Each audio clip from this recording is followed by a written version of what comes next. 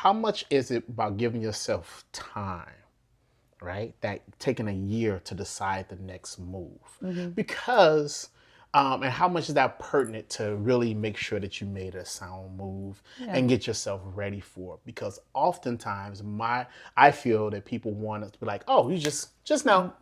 And it's just like snap. And that some things, especially big moves, I'm someone like that. It took me a year for some things just to make peace with in order to move forward.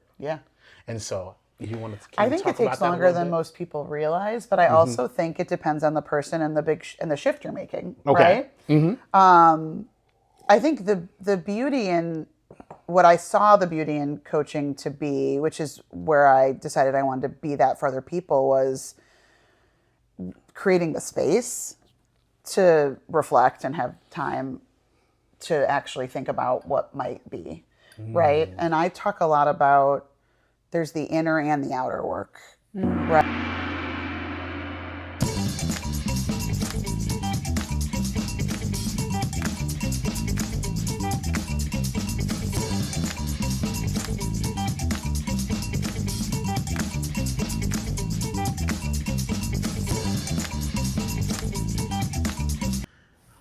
Welcome back for another episode of Sauna. So, And we are finally in season 2 after a nice hiatus, which was much needed. And to kick us off for season 2, we have our first guest, Nicole Shaver, a very dear friend of mine, former colleague, and executive extraordinaire turned entrepreneur. Yes. whoa. So wanted to bring you in today. Why don't you tell our viewers a little bit about yourself, what you're currently doing, Awesome. and then we'll get right into it. Sounds great. Thank you.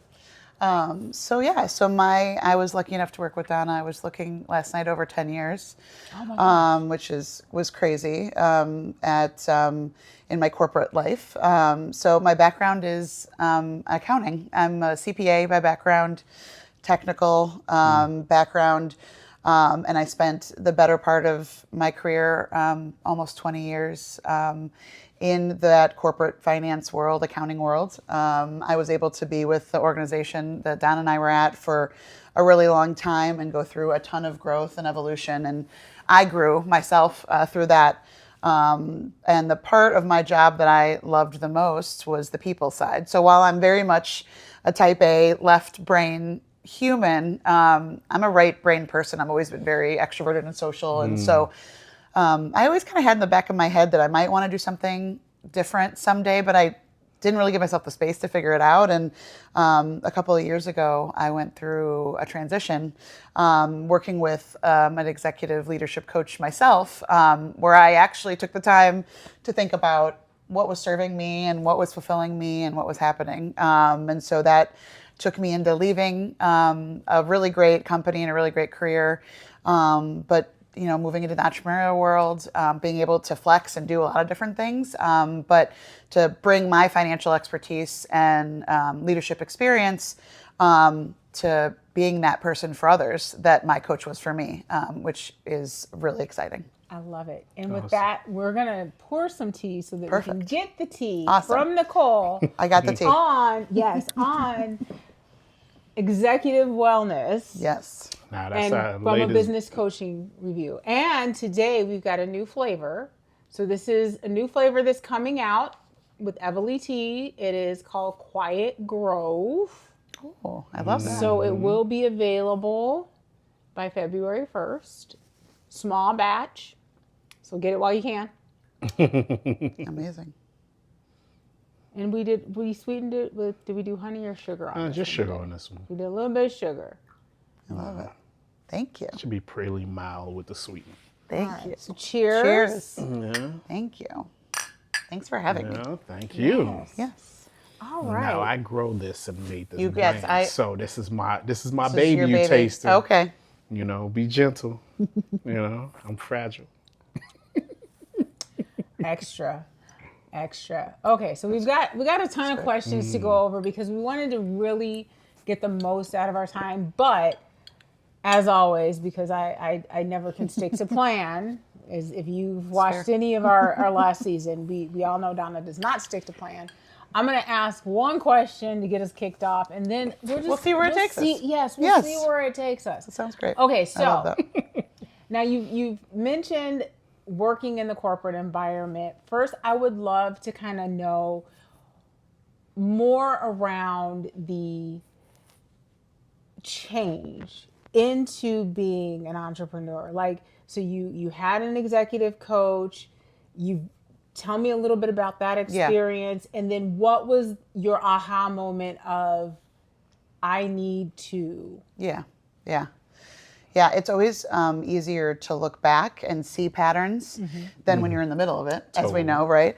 And so I've done a ton of reflecting, especially in my coaching education, where it's a lot about thinking about how I'm showing up and how I got to where I am so I can help others. The firm we worked for was fast-paced, growing, like I said, an amazing experience. But I had my head down and I was just plugging. And because I had been there for a long time and I had grown up with the company, I had grown into this big role with these great relationships and all this work. But I didn't take a lot of time, number one, to think about, do I like what I'm doing anymore? Is this what I want to do? I was never good at what's upcoming, or people ask you what's coming in 5 years, what's your 5-year plan? I'm like, I don't know. I'm just going to keep doing good work. I'm going to keep, right? When they would make us write, I recall, they would make us write our 3-year plan as part of our review process. I could never do it. I don't think. I'm like, I can't. Don't tell anybody. I don't know if I ever did it. I had my team do it, but I don't know if I ever did it. I'm telling. I'm people calling hear me, Kevin. Nicole, and you and I both. I'm telling. You and I both. Right. Because I was like, I'm still working on the one from 5 years ago. How did I end up here? How did I end up here? No, totally. Go on. And I think, I can look back now and see that the pandemic years were stressful. The firm was growing and at a rapid pace. We were trying to figure out what the next iteration of the firm was. And so there was a lot of stuff going on in the background that was keeping me really busy. And I had a great team and I really loved the people I was with. And so I kind of just anchored on that. But I really was burning the candle at all ends. And I wasn't taking care of myself, or I wasn't giving enough to my family, or honestly, just even back to myself. I wasn't putting myself first. I'm a pleaser, I'm a giver, I'm a do it for everybody else. And I kind of forgot to think about me. And I was good at what I did. And I loved, like I said, the environment. And so it's interesting because in all those years, I never took a call. In all those years, I got lots of people reach out, do you want to come work here, do this? And I was like, no, I'm good. But somebody I worked with really closely had gone somewhere else and called me and said, hey, do you want to come be our CFO maybe? And I had this conversation. It triggered me to start actually thinking about what I wanted next. For one thing, it was very clear. I'm very much a gut. Talk about head, heart, and gut, right? It's just those things. And when I followed my gut, it's been the right thing. When I haven't, I haven't. And my gut was like, CFO? I don't want to be a CFO. It was very clear that I was like, oh gosh, that's not what I want to do. And that was such a big position, though. You would think, everybody right? would want to jump into that. And that's what I'm working towards, kind of, right? Your career path was that would be my next step. Say maybe don't want right? it. And I was got the I was brass no ring. thanks. I'm good. Was that an earth-shattering moment for you, where it was all these years and it's supposed to, culminate? It's what you're supposed to want. Yeah. And, right. yeah. And then it's you're just I don't want that. So it was what weird. Was that? Yeah. It was very weird. And that is the point of having reflection, where you actually can come to that. Was strange. It's funny. It was weird to say those words out loud, but it was very comfortable. So I kind of knew it. So yeah, I kind of knew it already. Okay. So it's kind of, the just reality finally coming admitted through. to yourself, Kind of right? admitted to myself. Right. And I can look back now, as I say, and I know when I started to make some of these decisions to make this bigger change, I didn't have words for it at the time. I think I was feeling it, but I couldn't put words to it. We got to come back to that a little. Yeah. That's a nugget. Yeah. That's a little nugget there. But keep going. The leaders at West Monroe were so supportive. I mean, part of what we had was, like we talked about career equity, like helping the people that work with you move to whatever is important for them, even if it means they're leaving you. And I truly believed in that. It was sad to see people leave, but it's exciting to see them go to what they're excited about. And so I was lucky enough to be given a coach and said, Nicole, you've worked your ass off. You've done all these things, like figure out what's next for you. And I mean, I went from day one with my coach crying and saying, I can't leave. I can't leave. I'm going to disappoint people. People count on me. I care so much about the organization. That sense of loyalty. Loyalty and identity. And that was the thing that also I didn't really, I didn't realize how much of my identity was tied in. I mean, it clearly was. I've always been the primary earner of our family. I've always worked. My parents owned their own business when I was growing up, so I watched that as an example. So I think I have all these, and I'm a financial person, so I know like the nitty gritty of what it means to be an entrepreneur. This stuff, right? Yeah. A lot of people I think become entrepreneurs and they're like, wait a second, I have to like do invoices, and I'm like, I love it. I love it, right? I do bills, sure. Like I got it, right? Track my cash flow, sure. Because I'm still that left brain person, right? But I was like, so I'm good, and so I think I already had some of that like mentality in me. But the identity was like, if I'm not Nicole at this company, who am I anymore? And I was scared because I love being with people. And so the idea of upending the people that I'm used to being around felt really hard. And so we worked through it. And I was with her for the better part of a year. And she helped me from, realizing that I could make the change, that I could consider something else, to actually having lots of conversations, thinking about, do I stay where I'm at? Do I go somewhere else and do similar? Maybe not the CFO, but maybe, still working on a finance team. Do I want to do something totally different? And that's when I started exploring coaching. And somebody years ago had said to me, Nicole, you could be a coach. You'd just be a coach that has a finance background, and people might want to hire you because you have that. Yes. And that you understand the verbiage and the vernacular. And so I was like, oh, so it was kind of in the back of my head. And, that was like, it started in the beginning of the year, and towards the fall, I made the decision to commit to staying through the second half of the year, which is annual planning, which I was a big driver of, working closely with our leadership. But it became very natural by the time the end of the year, that when the year turned, it was like, it's time. It was very, and so like I said, I can now look back and say that I think it was like September, October, where I finally was there after starting in like January, February. But I couldn't have put words to it until like January. Yeah. It was really interesting. That makes sense. Yeah. So you talked about two things that kind of really perked my ears, right? One was the identity, right?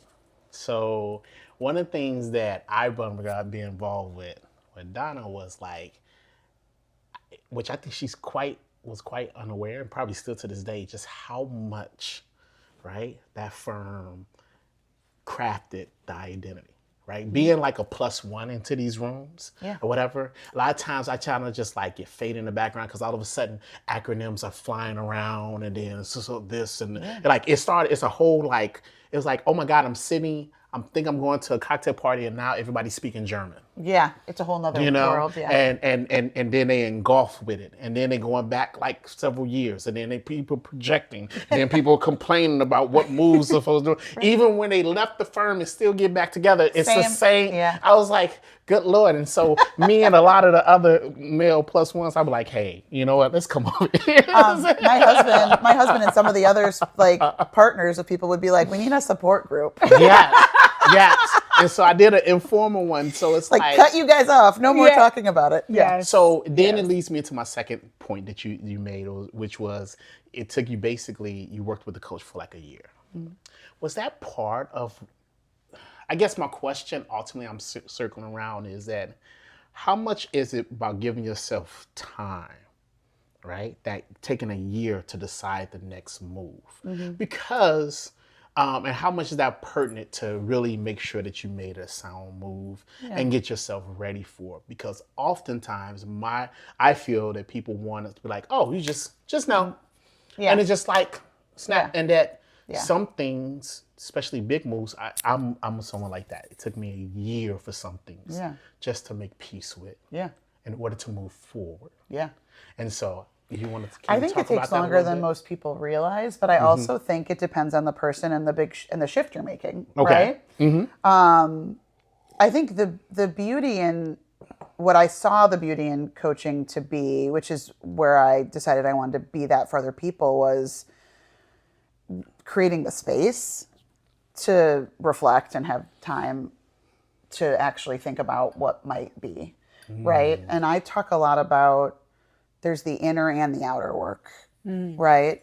There's a lot that happens inside our heads. Sometimes that we're not even aware of. And so, again, you might be farther along or you might have more ideas, but until you actually create the space for it, you might not really know kind of what's happening, is what I think. And so what I loved about coaching was it created the space and the container to be in. I think being able to be very truthful and honest with myself as opposed to just keeping trucking on what I've been doing. I think some people might make quick decisions and it might turn out. I think there's a personality play in that too. Some people like that speed, right? And some people are a lot more maybe averse to it. I think for me, I think it depends on the environment you're in and really your level of satisfaction. I thought I was excited. I knew that I was productive and I was successful at the work I did. What I didn't realize was that work wasn't as exciting to me as I thought it was. It was just more that I was good at it and I could do it. Oh. It didn't fulfill me in the same way. I thought I would miss it. I have not missed my actual job. I thought I'd miss some of it. I knew I wouldn't miss some of the aspects that I was kind of done with, like being more in charge of myself and my time and all those things. I knew I wouldn't miss that. I knew I would miss the people. Yeah. And that's where I think you talk about the environment and the people. There was a camaraderie and there was a culture of support and working towards something together that created that environment. I knew I'd miss that. I knew I wouldn't miss this. But in the middle, I thought I'd miss some of the work. I haven't missed it all, right? So it's been really, I thought even after going through that year and making the decision, I thought I kind of knew what it was going to feel like, but I didn't still. Yeah. And that's where it's interesting because I worked with the coach to help me make the decision. And she took me through kind of the communication to my team and my people I worked with. But then when I went through my coaching program, I also had another coach, which is part of the process. We have to have some supervision coaching. And she took me through a whole nother change, which was the full identity shift. I'd made the decision, but I hadn't actually left yet. Right? Okay. And so she helped me through the navigation of, and I like to use this. Somebody during my coaching program said something about, it's like when you're it's like when you're in a boat and you leave the dock and you're starting to not be able to see where you came from anymore, but you might not be able to see what's coming in front of you. And that's what I felt like. I'm on this boat. I don't know where I'm going and I don't know how far it is. It's like foggy. Yeah. Right? And so we had this conversation about it. And it became one of the metaphors we brought up. And she helped me clarify that the boat was that it could be a nice time on the boat. That there were lots of docks I could go to. Okay. Right? I'm going towards doing more, doing coaching. I'm getting my coaching certification. I could do some consulting, write some advisory. But I could still go back to the finance port if I needed to or wanted to. Okay. Right. And so it was this idea of it's a journey that you should enjoy. We talked about the boat itself, what's on it? And I was like, books, right? Have time to read. I can read and there's champagne and there's, what people can come visit me and it's blue waters, right? So it was in my head, originally it was a scary boat. It was I got one oar and I don't know where I'm going and I'm scared, right? And we talked about changing that. So it's just interesting because I feel I went through that first process, but then I went through that second process because that was the reality of actually leaving. Yeah. And that took almost the better part of a year to start to feel Interesting. a bit more. So I think we got to give ourselves credit for like, even the small shifts are hard. Yes. Even just changing a job is hard. Yes. And a lot of change. And I love the metaphor that you're using of the Yeah. boat. And as you're talking, I'm thinking through some of like the metaphysical type of readings that I've been doing around transformation. And I was in Neil Goddard, he's, old metaphysical type of teacher. I was reading one of his trees, and he was talking about basically the death of your current self in order to become what you say you are. And it feels like that's kind of the process you had to go through in order to step into this new way of being. Yeah. Which is totally scary. Oh, yeah. But at the same time, liberating, and you can find enjoyment and fulfillment in even that process of just finding out. Right. And I think one of the things I would love for you to kind of even explore or talk about is, how did you deal, knowing that you had an additional coach and that background, but how did you deal with that true difference of coming from like, what you're doing every day, even if things are different within that day to day, but having like that surrounding of people into going into something that you're basically by yourself, unless you pull in a coach. But how did you deal with that internally and mentally, and what advice could you give to other people that are contemplating that entrepreneurial change? route? That route. I think you got to know yourself, right? I know I'm a heavy extrovert. I know I get my energy from being with people. I've always been that way. And so I was conscious about decisions to be made, especially in that first year where I was putting myself out there in a way that I hadn't before. I knew when I was going through the process of deciding to be a coach, I knew that I had great relationships with people that I had worked with that were still at the company, that had gone other places. And my coach actually made me make a list. Who would you reach out to talk to about your new venture and who we might work with? And so that was a good reminder that, I do. And I do with a lot of people, I can pick up pretty well. At some point, we can't keep in, really detailed touch with everyone in our lives. That's hard. But I had built relationships with these people that could last and that could come back. And so one of the things I was really thoughtful about, since I am so heavy expert, was I'm gonna take any invitation I get and I'm gonna go, and I'm gonna ask somebody to go with me. So I have a list of people that when I'm gonna go to an event, I'm like, hey, you wanna come? Like can we go together, right? And over time I got more comfortable going on my own. And even as an extrovert, going to things by yourself can be scary, right? So I was like, I gotta make sure I'm getting out of the house for events and meeting people. But I also am conscious about like making sure there's several times a week I'm meeting somebody in person, grabbing lunch, grabbing coffee, like going out. Because if I'm not getting out of the house, I'm not going to be a happy person. And so I knew that about myself. So I was really conscious of like taking every introduction I got, having conversations, following up, like being really conscious. And that first year, it was like a automatic yes to anything I got invited to if I could make it, unless there was like something school, like kids or whatever it was. So I made that rule for myself, and it put me out there. But there were still a lot of days where I was like, I don't know which way is up and where should I spend my time. And I also wanted the ability to do different things. So I was asked to be on a board of a high school nonprofit, right, type board. I, was asked to come and, be involved in these other, like just all these little things. So I started to do all these little things, and I was like, am I spending my time in the right place? Like, how am I being like thoughtful about that? And that is still a challenge, like the swirl of that. Because I do like to say yes. And I into year 2 and now I'm kind of into year 3. How do I figure out where the yes and where the no are? Because of me being extroverted, I'll say yes and I want to go and I want to go. But is that the right place for me?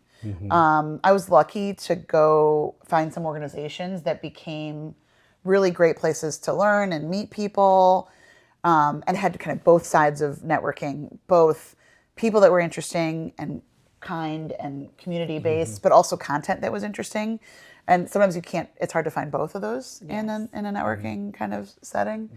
So I definitely, I think, looked at myself and understood what was important to me, and communicated that to my husband, to my friend, and started to kind of re-anchor myself in this new world. It's funny because I've talked to some friends that are like, if I was left to my own devices every day, I would just like watch TV or whatever. I mean, having the flexibility is really nice to be able to, do certain things during the day or whatever. But I also think that, I do think that a lot of my upbringing, watching my parents and the commitment they had to their business and how hard they worked, somewhere was ingrained in me. And that really has helped. Also, they worked so hard. That's probably where some of my like work hard, don't stop, never stop comes from. So it's like a double-edged sword. Yeah. So is it safe to say that if someone was trying to, or if they in this moment themselves or facing possibly this moment, which is make the transition into your new thing, factor in who you are, and then build it around your personality type, what you may need, and structure. So it's like build this new venture around what fits you and what fulfills you. And how you are. And how you get your energy. Right, and then that will make it a little easier. But I do have a question for you. Right? Now, this is a little personal, a little bit for you and I, you know what I'm saying, that Donna and I face with. Do you ever have those like panic moments where things just, even though you're moving forward, you just don't feel like the ground is underneath you? Yeah. And you don't know. And you're like, you gotta, we had one last week. And we both freaked out. And I lost it. I lost my cool. I was like, because I felt like the ground wasn't underneath me. We're human, right? And we're putting ourselves out there in a way that we don't always know. I find a lot that what I know logically doesn't match how I feel and the like worry I have. And so it's like, I'm like, in my inner self being like, Nicole, you're doing the right things. You're laying the groundwork. Some of these things are long-term investments. Some of these things are long-term play. You're planting the seeds for the future. You're doing this. It takes time. It's a weird world. The there's a lot going on. Like, give yourself some grace. Give yourself credit. Give yourself whatever. And then I'm like, but I don't know what's happening. I don't know what's like. You start like whatever. So it's like I have a hard time like quieting. I find myself like, okay, how do I? And some of that is like this idea of like giving yourself my word of the year the last several years has been grace, and I think it's just going to be a word I have to keep. Like, maybe that's not the word of the year. The word of the year is a hard thing. I've been trying to think about it, and nothing's come to me yet.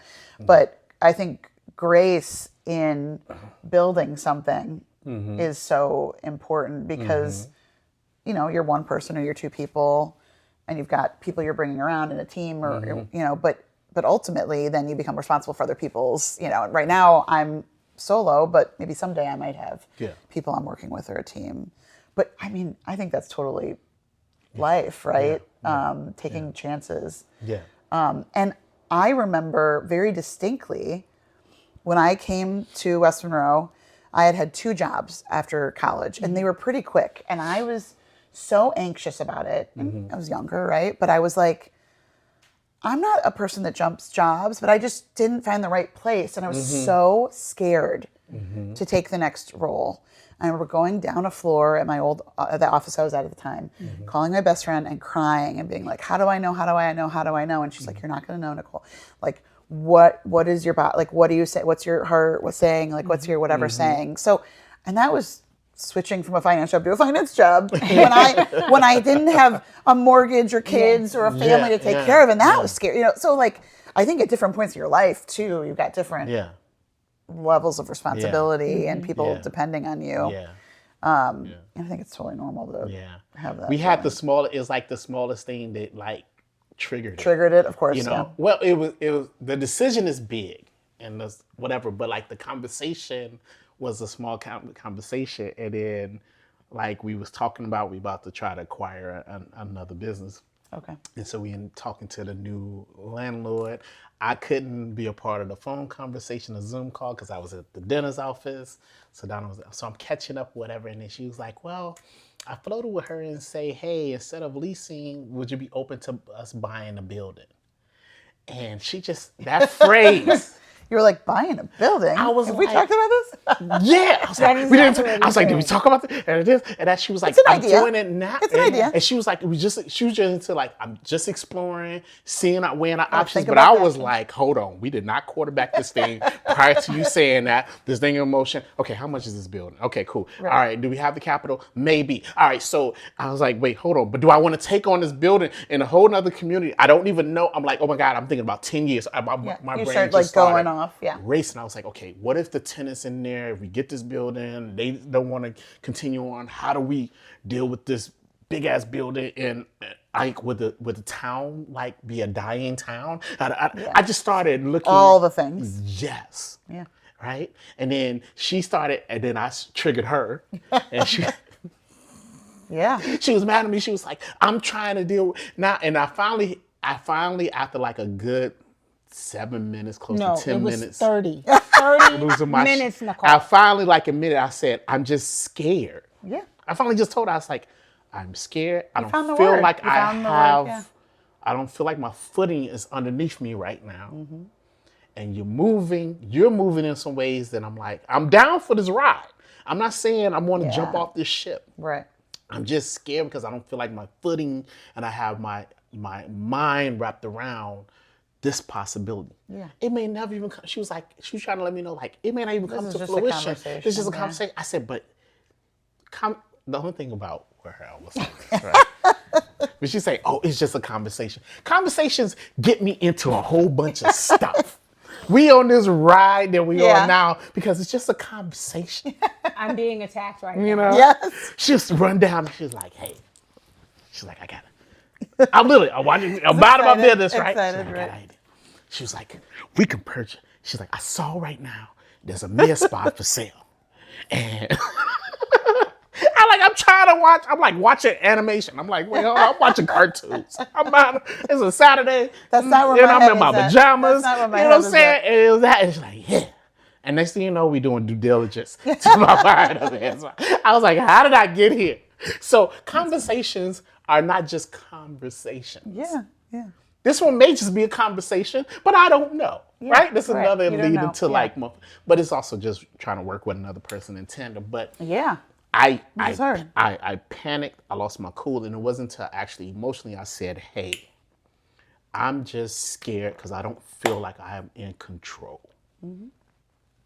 And then it started turning the thermostat down, and it started becoming more reasonable. And the discussion went a little bit, and I was like, hey, I just need you to slow this train down a little bit so my brain and my nervous system can feel like it can catch up. Yeah. And then I will run with jet fuel in my back. Right? And so I was just like, am I the only one that have those moments? No, I feel like people need to... I think the more you can be real with how you're feeling and who you are, the more you help others around you feel not like they're the only ones, you know? Yeah. For sure. Yeah. And then you feel like with your staff, whatever, that you have to feel like it's like I got kids, so it's like where you feel like you always have to be in control. And then sometimes, man, I am figuring this thing out. Yeah. I know where I want us to go. The vision doesn't, it's no lack of vision. Well, and But control. you know what I'm saying, that, but also I will figure it out for the sake of the team too. But it's just, sometimes, where do you go when you just, you don't feel like you're just anchored and solid? Well, and I think control is definitely one of those things that, I feel like I talk a lot with my clients, and I think about this is we can only control ourselves, right? And we can control how we show up and how we react. And so that is a constant. I mean, no matter what kind of role you're in, whether you're an entrepreneur, or you're even just like a new hire, right? Kind of right out of college or right out of school or whatever. I think control is one of those things can be hard to reconcile. So I've been trying to control her, and I haven't been winning at all. You'll never control me. You're not my supervisor. Okay. So on that note, I think we might have time for one question. I wanted to get a good question from our viewership or for our viewership. I think we'll have Brandon read the question for us. When clients tell you they do not have time for wellness, how do you challenge that belief in a way that actually lands? That's a good question. Nobody has time for anything, right? I think in this world we live in, especially today, right? Nothing's ever off. Everything's always on if you want it to be on. I mean, you got to consciously turn it off. And so you need to reconcile and recognize what's going on with you that might bring you to, if I'm having a conversation with you, there's something, right? Or even if you're having a conversation with a friend and you're stressed, there's something going on there, right? And so it's easy to say, I mean, I said it forever, and now I can look back and realize what was happening. When things slow down, I'll X. I mean, how many times people say that? When things slow down, I'll X. It's not going to slow down. And so how do you create the space for what's needed? How do you, this goes back to boundaries and saying yes and saying no. If you let it, the world will take over for you. Other people will take your time and take over. And in some ways that, depending on the situation, can be needed, but not all the time, right? Like, I think being able to understand yourself and what's important to you and what you're trying to achieve, or what brings you fulfillment, or what brings you joy, or what's not working, the space to have that is really important. And so, no, nobody has extra time, right? And if they do have extra time, maybe you don't. You want to be sitting on the couch watching your cartoons on a Saturday morning, right? Yeah. Like, and that is fine, right? Right. And that is and that is fine. You gotta, like, for me, I like to go be with people, do things.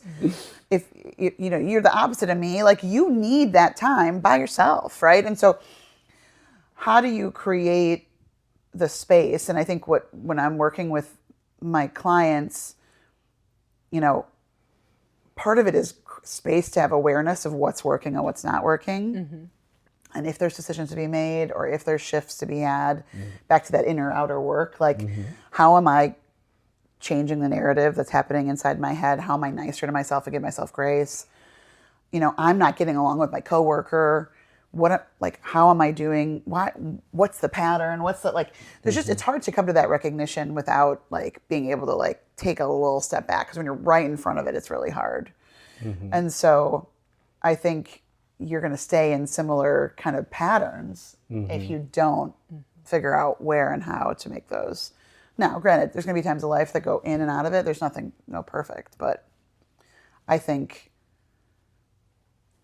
do think that people have to be ready and kind of ready to commit to knowing that they got to make some change. They might need to make changes. And that's what sometimes I talk to somebody and I don't hear from them for 6 months. They're just, might not ready, right? Like, okay, it's too overwhelming with me right now, or, and so I think people have to recognize where they're at and be okay with that and ask for the help you need. It's definitely something. We need each other. We are, I think we're intellectual beings, obviously, but we're social beings.